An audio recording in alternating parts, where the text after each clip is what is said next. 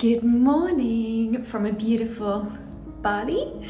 I'm going to bring you along on a day with me. Today I'm actually going to visit a dog rescue centre where they heal the dogs holistically, which I'm so curious to find out a bit more about, but that's later on this afternoon. So this morning I'm going to Alma, which is a women's studio not too far from where I'm living at the moment, and I'm going to do one of their classes, hopefully have time to grab a coffee, come back here. I have a masseuse coming to the house. I've done quite a lot of exercise this week, like running, lots of yoga and other kind of workouts, and my body's just feeling good, but like a little bit sore, so I felt like organising a masseuse to come here would be ideal. And then yeah, the dog centre. Oh, and if you saw my last video, you'll see that I just learned to ride my bike, so it's like a little bit wobbly. But happy to say I'm feeling really confident. It just takes practice, like anything I suppose, until it just feels normal and natural. I just want to show you for a second the drive that I do every single day through these rice paddies. It's so peaceful and quiet and green. It's just stunning. It doesn't get old, ever. And I find myself, as I drive down this road in particular, every single day, I repeat to myself, thank you, Bali. Thank you, Bali, for having me. I feel so grateful. I feel divinely guided. I feel happy. I feel, my heart is so full. And to just drive down this road and say those words out loud every single day, it does something. It really does something. So I've literally just arrived and I'm already being greeted by little puppy. Watch out for the car. Hi, honey. So I guess I'm here. So here we go, the healing centre, Mission Pausable. Oh yeah, are you the ambassador?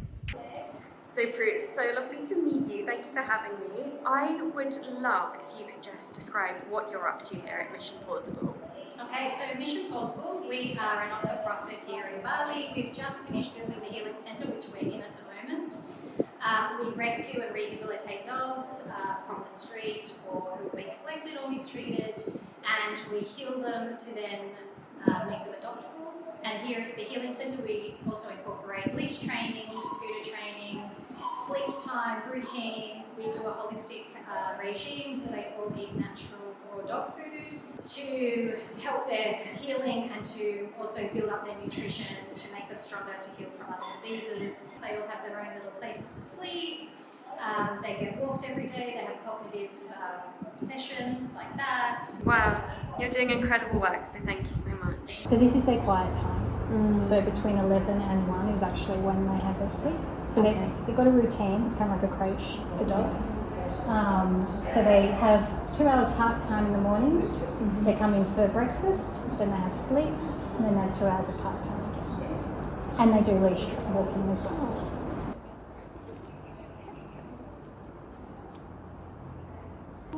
So there's a full routine then that they have, like, yeah.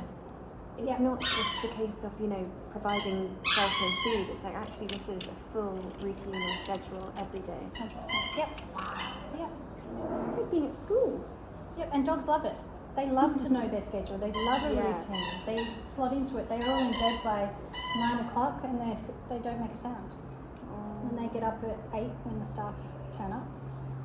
And they start again. It's like being on a retreat. Oh, yeah, something like that. It's like a yoga retreat. For me, it's like military camp. Because we live next door, so I'm like, oh God, the staff are here. Oh, the dogs are about to start. And I mean, of course, it doesn't stop as well. It's 7 days a week. And then I've got that. Oh, wow. But they all sleep in my room, so they don't make a noise when I'm there. Sweet. I love the pink colour. Yeah, it's the only colour left. And then you've got plaques on all the blinds, so that's the people that donated the blinds. So what we're doing is putting plaques on everything that's donated. Yeah. So these fences were donated in the last campaign. We've got plaques here. Wow. Oh, yeah. Starting to go up. And there's a bunch here. We've just got to finish this. So I'm here with Ollie, who's just rescued last week, and I've just seen the transformation video, and he looks like another dog, and it just, I'm so happy for all of these dogs that they have been given a new lease of life. A lot of these dogs have just been dumped on the road as puppies, left to die, and it's just devastating. But being here, it fills me with so much love and so much hope for these lovely, lovely puppies. And Prue is just doing an incredible job here. I am so happy that I've been welcomed in today to have a look around the centre and just see all of the incredible work that they're doing. How lovely is Ollie? He's so calm. What a sweetie. So yeah, I'm feeling very grateful to have experienced today and to meet the lovely puppies and to meet Prue. Perfect. So I didn't notice this at the beginning. These little plaques are actually donors. So if you donate over 111 Australian dollars, you'll get a plaque on this wall. And 111, as you guys know, is an angel number. So it's a sweet little touch. But I've just also spotted down here Kensington House, London. That sounds familiar. And people from all over the world. I can see Australia, New Zealand, Germany, USA, Canada, Denmark.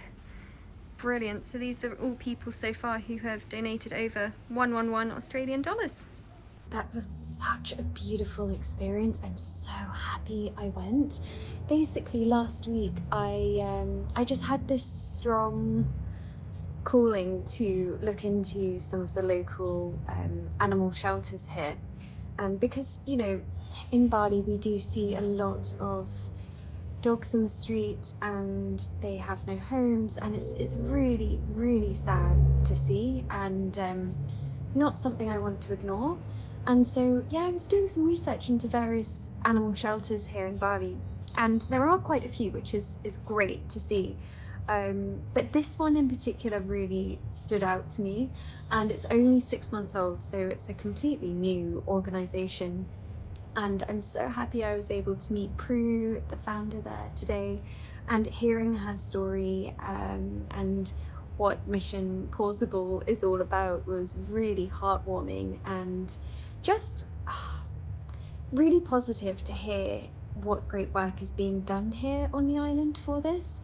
There's obviously a very, very long way to go, but it's establishments like this that are so needed, are so necessary, and really make all the difference. And at the moment, this particular organisation is very, very small. They only started 6 months ago, so yeah, they're like at the very, very early stages. But they really need all the support they can get. So any donations are so, so, so appreciated and very welcome. So I'll leave a link in the description down below if you wanted to look into what they're all about, what they're doing, and if you would like to donate. Also, if you're in Bali, they also have the dogs that are of course able to be adopted, but also fostered. So if you're in Bali for a few weeks, a few months, and you'd like to take care of a dog, that's also an option. And the dogs were so lovely. Oh, they're all such different characters, you know, they all have their own little personalities, and it breaks my heart to think how many people dump dogs. And apparently what happens really frequently, and this is around the world, people will get a puppy and they love it while it's small and cute and like playful and like a teddy bear, but then as soon as it, you know, grows into a real big life dog, people get bored. So that's often when dogs are dumped in the streets, because people are just, they don't know what to do with it, so they just leave the dog and abandon it, often leave them there to die. And it also happens with a lot of female puppies because, you know, obviously being a female, they could go on to have more puppies, and that's an inconvenience for a lot of people. Also people who can't afford to have the operations, have them, you know, and sterilized as well, that's a real problem, and vaccinated. So yeah, the female puppies are often dumped, and it was just like kind of broke my heart seeing all of these beautiful little puppies that had just been dumped by the side of the road, left to die. But also at the same time just filled my heart with so much joy and love and excitement for these dogs that they have been given a new lease of life. And this is also what I wanted to speak about, what sets this particular place apart. It's so interesting. So Prue has created a natural healing center for dogs. Now in Bali, we see this everywhere for humans, you know, healing centers, holistic healing centers for us. And she was like, why not for animals as well? And the holistic approach is so special for dogs. She has the healing frequency playing in the speakers. So I don't know if you know much about frequency, Solfrago frequencies, but they have a healing capacity to them. So that was playing throughout the building.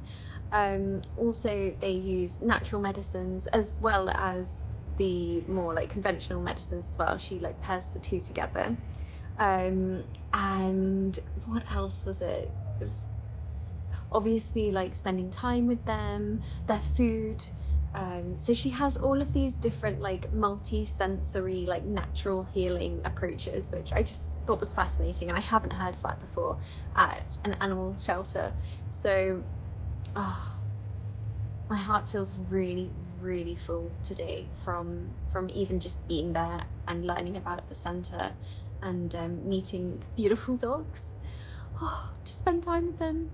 And actually where I'm moving to soon is not too far from where the center was, so I would love to pop in a bit more and get to know the dogs.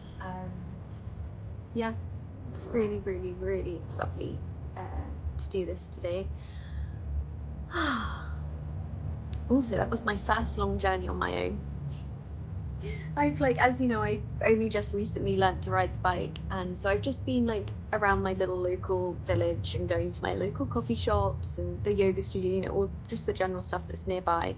But that was my longest journey today, and it was absolutely perfect. It was fine. Like, it was a really enjoyable drive. Actually, it was quite hard finding the particular place, so I had to kind of go back and forth a little bit, and that was a little like on a busy road that got a little bit like but yeah, it was all good experience, and great place to go. It was worth the drive. It wasn't even a long drive, but like it was out of my little comfort zone bubble. I'm gonna go and head for sunset, hopefully catch it. There's a new gym I want to go and check out, just their recovery area. I'm looking for a place where I can do sauna and ice bath in the evening. I'm not too interested in the actual gym. I've just been running twice a week and doing yoga, my own practice actually, just here in the villa, and the occasional class, and that is suiting me so well. It's funny how we fall out of love with things or go in like the ebbs and flows of what we're interested in. As you know, I used to be such a gym bunny, but recently it's just so not my vibe. Just really loving the community runs here. There's one tomorrow, 6 a.m, so I'm going to do that. And yoga, and it's more of a spiritual practice more than anything, and the running is more of a community thing more than anything. So yeah, it's interesting. Yeah, time to go.